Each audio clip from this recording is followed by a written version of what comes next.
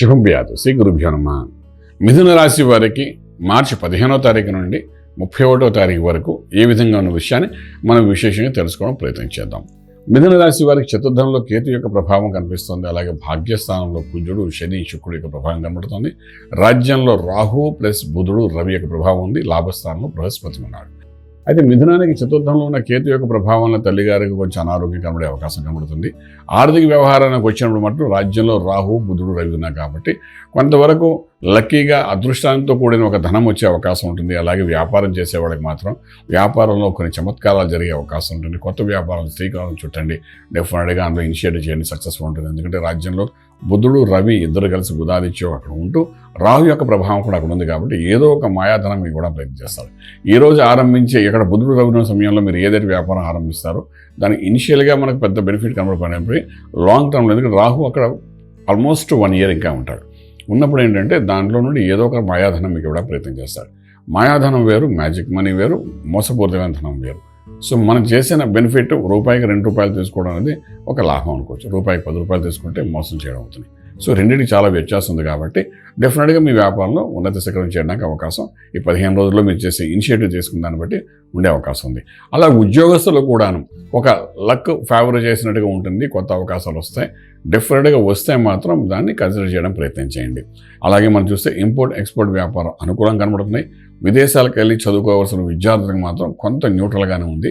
అలాగే విదేశాలకు వెళ్ళి ఎస్టాబ్లిష్ అవ్వాలనుకున్న వ్యక్తులు కూడా ఇప్పుడు చేసే ప్రయత్నాల్లో పెద్ద పాజిటివ్ సైన్ అయితే కనిపించట్లేదు. అలాగే మనం తీసుకుంటే ట్రేడింగ్ దగ్గరకు వచ్చినప్పుడు మాత్రం మీరు కూడా food industry, agriculture, organic industry మీద మీరు ట్రేడింగ్ చేయడం ప్రయత్నం చేయండి. లక్కీ నెంబర్ 5 పాజిటివ్గా మీకు పనిచేస్తుంది. అలాగే మనం చూసుకుంటే వివాహము, శుభకార్యాలు చేసే ప్రయత్నాల్లో సఫలీకృతమవుతారు. భూమి పూజ, శంకుస్థాపన, అదేవిధంగా మనం తీసుకుంటే గృహప్రవేశము, ఇటువంటి కార్యక్రమాలు కూడా అనుకూలమైన వాతావరణం మీకు కనిపిస్తోంది. మధ్యవర్తిత్వం వహించండి. మీ యొక్క గౌరవాన్ని నిలబెట్టుకుంటూ మీ శుభకార్యాలలో మధ్యవర్తిత్వంగా ఉండి మీ యొక్క గౌరవాన్ని పెంచుకునే అవకాశం బాగా కనబడుతుంది. ఇక ఏం చేసినప్పటికీ చతుర్థంలో ఉన్న కేతు యొక్క ప్రభావం ఉంది కాబట్టి ఒక దృష్టి తల్లిగారి మీదుగా పెట్టడానికి ప్రయత్నం చేయండి. ఈ 15 రోజులు చిన్న చిన్న సమస్యలు ఏమైనా వచ్చినా కూడా దాన్ని వెంటనే అక్కడికక్కడ కరెక్షన్ చేసుకోవడం ప్రయత్నం చేయండి ఆరోగ్య విషయంలోని. ఎందుకంటే పెద్దది అది పుండి కొంచెం ఇబ్బంది పెట్టే అవకాశం ఫ్యూచర్లో కనబడుతుంది కాబట్టి ఇది కేతు అన్నమాట అక్కడ ఆల్మోస్ట్ 1 year ఉంటాడు. ఎప్పుడైనా సరే తల్లిగారి విషయంలో కొంచెం ఇబ్బంది పెట్టే అవకాశం ఉంటుంది కాబట్టి కొంచెం జాగ్రత్త. చిన్న చిన్న వ్యవహారాలు కూడా కొంచెం గట్టిగానే ఆలోచించడం ప్రయత్నం చేస్తే బాగుంటుంది. అలాగే ఇక్కడ మంత్రం దగ్గరకు వచ్చినప్పుడు మంత్రం విషయానికి వస్తే చతుర్థ కేతు గురించి మనం ఏం చేయలేకపోయినప్పటికీ కూడా భాగ్యంలో కుజుడు, శని అన్నవాడు ఒక భాగ్యాన్ని మనని బలహీనపరుస్తున్నాడు.